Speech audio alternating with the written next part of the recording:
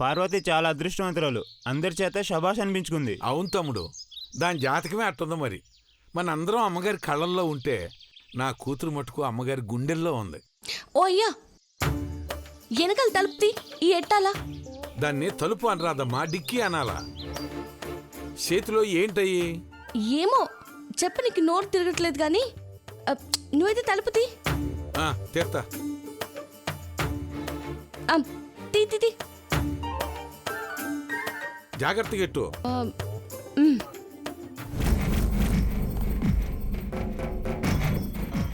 దీన్ని మాయం చేస్తేనే పెదబాబు గుండె గాయమై పార్టీలో పార్వతి గురించి చెప్పడు.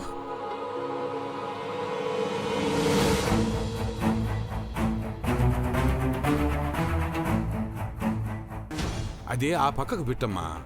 హనుమంతు, చిన్నమ్మగారు వెళ్ళి స్వీటీని పిలుచుకురా. అట్టాగే అమ్మగారు.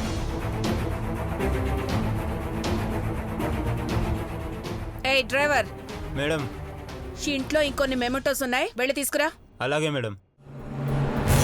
ఏయ్ సరిగ్గా సర్ది పెట్టు, ఇష్టం వచ్చినట్టు పెడితే విరిగిపోవు.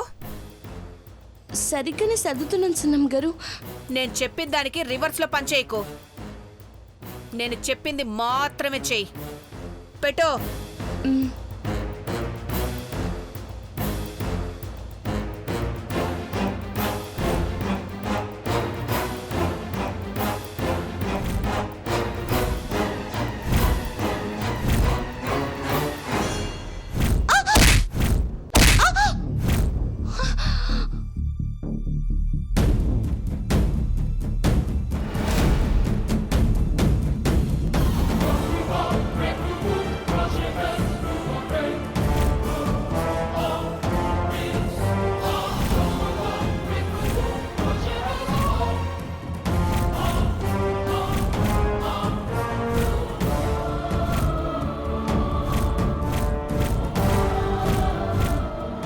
పార్వతి, ఈ డిక్కీలో డొక్కలు తేలేంత వరకు ఆకలితో అలమటించి చావ్వే.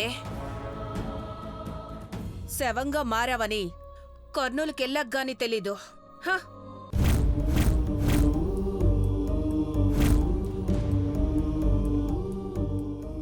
ఈ కారులో నిండిపోయింది గాని వెళ్ళి ముందు కారులో పెట్టు. అలాగే మేడం.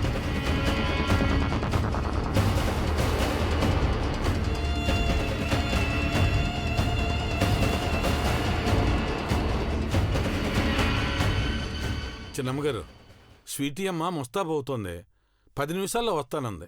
నా కూతురు ముస్తాబవుతుంటే ఓర్చుకోలేవా? 10 నిమిషాలు వెయిట్ చేయలేక వచ్చేసావు. పైగా మొహం అలా పెట్టావు. నీ కూతురికి చెమట పట్టిందని పౌడర్ కొట్టుకొస్తానని మళ్ళీ అవుట్ హౌస్కి వెళ్ళింది. దాన్ని మాత్రం ఏమనవే? సర్లే, ఏమైనా అంటే మొహం మార్చుకుని ఉంటారు. అప్పుడే పని చెప్పారని తెలివిగా నాటకాలు ఆడుతున్నారు. ఏం పని చేయాలో చెప్పండి చిన్నమ్మగారు. కారు డిక్కీలో మెమోటోస్ ఉన్నాయి కదా, తీసుకెళ్లి కర్నూలు బ్రాంచ్లో ఇచ్చిరా.